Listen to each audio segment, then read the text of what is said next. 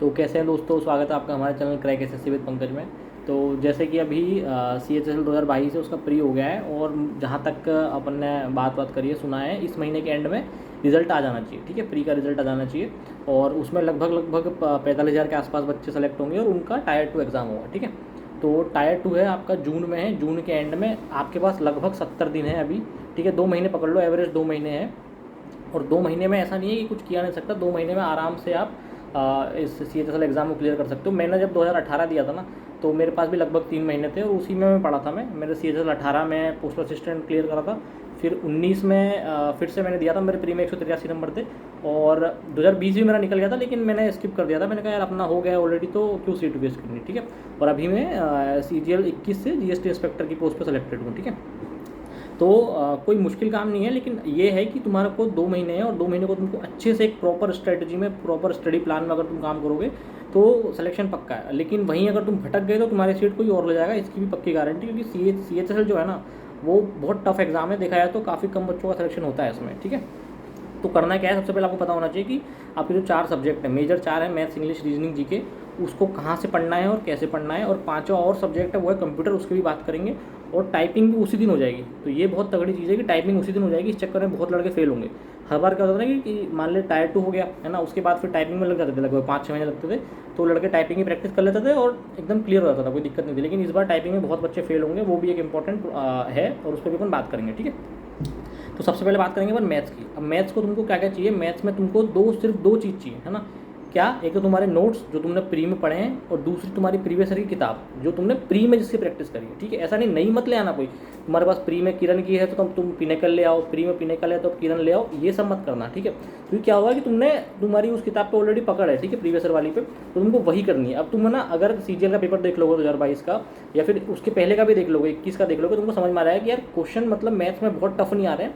लेकिन तुमको क्या है कि तुमको रीजनिंग अच्छी आ रही है, तो तुम्हारे पास टाइम वही है, 1 घंटा टाइम है। तुमको उसमें रीजनिंग के सवाल भी करने हैं, मैथ्स के भी करने हैं। तो तुमको क्या करना पड़ेगा कि मैथ्स फटाफट करके और रीजनिंग में जो नए सवाल आ रहे हैं ना, वहाँ टाइम बचाना पड़ेगा। ठीक है, तो करना क्या है कि अपने नोट्स रिवाइज करने हैं और जो प्रीवियस ईयर है पिनेकल की, वो कम से कम 1.5 बार तो सॉल्व कर लेनी है। ठीक है, 1.5 बार मतलब कैसे बोल रहा हूँ मैं, एक बार तो पूरी सॉल्व करनी है, पूरे सारे सवाल। और दूसरी बार क्या सॉल्व करना है, जो तुमने सवाल टिक कर रखे हैं उसमें जो तुमको नहीं हुए ना पहली बार, वो तुमको जरूर सॉल्व करने हैं। ये बहुत काम आएगा। इतना मैथ्स के लिए इनफ है भाई, कुछ अलग नहीं करना है। और एक फॉर्मूले की कॉपी रखना जहाँ से तुम लास्ट में रिवाइज कर पाओ, इतना कर लो, इनफ, मैथ्स के लिए इनफ है। ठीक है, सेकंड आती है रीजनिंग। अब रीजनिंग में ना तुमको क्या करना है कि डेली लगभग 100 से 50 से 100 के बीच में सवाल करने हैं, पिनेकल वाली बुक से चैप्टर वाइज करने हैं। ठीक है, पहले तुम एक आध मॉक देख लो। मॉक क्या देख लो, तुम एक काम करो, CGL 22 का जो पेपर हुआ है ना मेंस का, वो देख लो। उसमें चेक कर लो सवाल कैसे आए हैं और तुमको कहाँ तुम फंस रहे हो। तो जिस चैप्टर में तुम फंस रहे हो ना, उस चैप्टर को शुरू कर दो, उस चैप्टर से तुम पढ़ लो, तो इससे वो चैप्टर तुम्हारा क्लियर हो जाएगा। और रीजनिंग भी तुम्हारी 3-4 सवाल हैं वो फंसेंगे। ठीक है, स्टेटमेंट के लिए अच्छे सवाल आ रहे हैं, स्टेटमेंट के उसको हल्के मत लेना। यूट्यूब से जाके स्टेटमेंट पढ़ लो अलग से। ठीक है, तो मैं टेलीग्राम पे तो लिंक दे दूंगा कुछ दिनों बाद, स्टेटमेंट कहाँ से पढ़नी है प्रॉपर चेक करके, तो वहाँ से तुम स्टेटमेंट अच्छे से पढ़ लेना। ठीक है, जिससे कि तुम्हारा स्टेटमेंट वाले जो सवाल आ रहे हैं वो कम से कम गलत ना हो, है ना।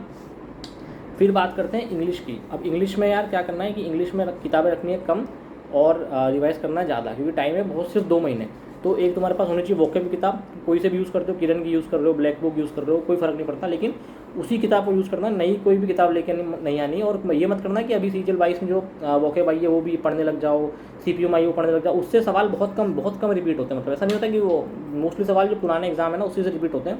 अगर तुम देखोगे पेपर तो जो अभी तक तुम्हारे पास जो बुक रिपीट कर रहे हो ना, तुम जो याद कर रहे हो उसी को बार बार रिपीट करो, उससे तुम्हारा काम हो जाएगा। ठीक है, अलग कुछ करने की जरूरत नहीं। ब्लैक बुक है तो ब्लैक बुक, MB है तो MB, किरण है तो किरण। ठीक है, लेकिन तुमको अब क्या करना है कि डेली 1.5 के 2 चैप्टर पढ़ने, प्रिंट टू पैरामाउंट के। डेली 1 चैप्टर से काम नहीं चलेगा। ठीक है, तुम्हारे पास टाइम है, तुमको ऑलरेडी आता है, ऐसा तो नहीं तुमको आता नहीं है, तभी तो तुम्हारा प्री क्लियर होगा ना। तुमको आता है तभी तुम्हारा प्री क्लियर होगा। तो उस बुक से डेली 2 चैप्टर पढ़ने हैं और साथ में लगभग 100 सवाल डेली लगाने हैं इंग्लिश के। पहले एरर के लगाओ, फिर रीडिंग के लगाओ, कॉम्प्रहेंशन के, PQRS सबके लगाने। और अभी बच्चा तुम मेंस देख लोगे ना, तुमको पता पड़ जाएगा कि यार बच्चे इंग्लिश में बहुत ज़्यादा फंस रहे हैं, इंग्लिश में बहुत दिक्कत आ रही है, इंग्लिश तुम्हारी सीट छीन लेगी। 4 सवाल गलत हो गए ना तो तुम्हारा खेल खत्म हो जाएगा। ये झेल चुके हैं, बहुत बच्चे झेल चुके हैं। ठीक है, तो इंग्लिश में रीडिंग अभी डाल देना रीडिंग। अगर तुम्हारी इंग्लिश थोड़ी अच्छी है तो तुम द हिंदू या नोवेल रीड कर सकते हो। लेकिन तुम्हारी इंग्लिश अगर बहुत अच्छी नहीं है, रीडिंग हैबिट नहीं है, क्लोज टेस्ट में नंबर कट रहे हैं, कॉम्प्रहेंशन में कट रहे हैं, तो क्या करो कि एनसीईआरटी से डेली 1 चैप्टर 2 चैप्टर पढ़ना स्टार्ट करो, ठीक है। पहले इंग्लिश से पढ़ो, फिर सोशल साइंस की बुक से पढ़ो, साइंस से पढ़ो, तो वहाँ से तुम्हारी जो बेसिक इंग्लिश है ना वो थोड़ी अच्छी हो जाएगी। मतलब 6 से लेकर 12 तक की एनसीईआरटी पढ़ो, पहले 6 की फिर 7 की, तो रीडिंग तुम्हारी समझ जाएगी वहाँ से, तुमको रीडिंग में ज़्यादा दिक्कत नहीं आएगी। इतना तुम रीडिंग कर लोगे काफ़ी है।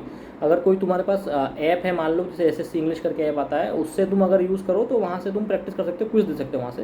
तो इंग्लिश में यही है कि डेली याद करो, सवाल करो, याद करो, सवाल करो, क्विज दो, बस इससे ज़्यादा कुछ नहीं करना, ठीक है। इतना इनफ है तुम्हारे लिए इंग्लिश के लिए।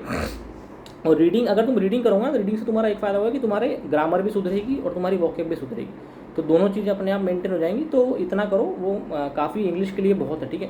जीके में क्या करना है कि जीके में सवाल आने 20 है ना, और तुम सारे तुम कर नहीं पाओगे, तो क्या करना, तुम चाहोगे तुम मैक्सिमम टू मैक्सिमम कर पाओ, ठीक है। अभी तुम जीके उठा के देखोगे ना, अभी वाली तो बहुत अच्छी जीके आई है, मतलब लोग नहीं कर पा रहे भाई, जीके में नंबर नहीं आ रहे। लूसेंट उठाओ, ठीक है, सिर्फ लूसेंट उठाओ, मनोहर पांडे है तो मनोहर पांडे उठाओ, लेकिन साथ में प्रीवियस ईयर के सवाल करो। अब प्रीवियस ईयर के सवाल ना यार लोग ब्लैक बुक से कर रहे हैं, तो यार ब्लैक बुक में क्या 1 लाइनर सवाल है, 1 लाइनर तुम करोगे ना तो याद ही नहीं होंगे मेरे ख्याल से।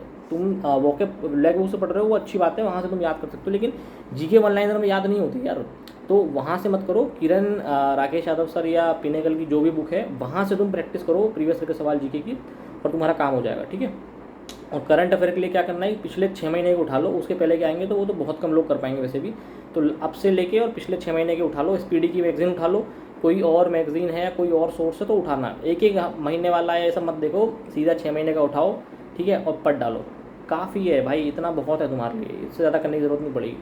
फिर आते हैं कंप्यूटर पे। कंप्यूटर को भाई हल्के में जिसने लिया है वो सीजीएल 22 में फेल हो गया, ये तो मैंने देख लिया। बहुत ऐसे लड़के हैं जो बेचारे हैं 320 नंबर हैं और कंप्यूटर में नंबर नहीं आ रहे, कंप्यूटर में 15 नंबर भी नहीं आ रहे, तो उनकी तो गई भाई, रैंक से क्या फ़ायदा हुआ, नंबर से कोई फ़ायदा नहीं हुआ ना। तो तुमको भी ध्यान रखना है कि कंप्यूटर में तुमको लगभग 30% नंबर लाने ही लाने यूआर वालों को। और कंप्यूटर देखो, कंप्यूटर बहुत टफ नहीं आ रहा लेकिन बहुत सरल भी नहीं आ रहा है। तो कंप्यूटर के लिए मैं सोर्स बताता हूँ, एक बुक आती है अरिहंत की, वहाँ से तुम कंप्यूटर पढ़ लो। और एक चैनल है अरोरा, ठीक है, एक अरोरा एजुकेटेड करके चैनल है, मतलब मैंने भी यूज़ करा है, मेरे दोस्त लोग हैं उन्होंने भी यूज़ करा है, और एक आध भाई हैं उन्होंने तो मतलब अच्छे से पढ़ा था उस टाइम, तो उनके तो भाई 40-45 नंबर भी आए हैं कंप्यूटर में। तो तुम इतना रिफ़र कर लो, 2 चीज़ रिफ़र कर लो, ठीक है, एक अरिहंत प्लस प्रीवियस है तुम्हारे सवाल, और एक वो अरोरा वाला चैनल है यूट्यूब पे, वो पढ़ लो, वो इनफ है तुम्हारे लिए, ठीक है। इतना कर लो, तुम्हारा काम हो जाएगा, है ना। ये सब सब्जेक्ट के लिए हो गया। अब तुमको क्या करना, मॉक का क्या करना है, तो मॉक अभी तुम टेक्स्ट बुक से दे रहे हो या कहीं से भी दे रहे हो, नए मॉक को थोड़ा अवॉइड करो, ठीक है, नए मॉक मत दो, नहीं तो कोई फ़र्क नहीं पड़ेगा, वो पैटर्न वैटर्न से कोई बहुत फ़र्क नहीं पड़ता है, ठीक है। हफ्ते में तुम 2 मॉक भी दे दोगे ना पैटर्न वाले, तो वो बहुत है, फ़र्क पड़ता है सवालों से, ठीक है। और तुम एनालिसिस कैसे कर रहे हो उस मॉक का, तो सबसे पहले क्या करना कि डेली तुमको प्रीवियस ईयर का मॉक देना है, अगर टाइम में है तो, अगर टाइम नहीं है तो 2 दिन में प्रीवियस ईयर का मॉक देना है, ठीक है। सीजीएल की तैयारी भी कर रहे हो उसमें वही आने वाला है, तो सीजीएल के प्रीवियस ईयर के मॉक दो, ठीक है। सीएचएसएल के देना, सीजीएल के दे लो, कोई फ़र्क नहीं पड़ता, वो लगभग लेवल सेम ही होता है उनका, है ना।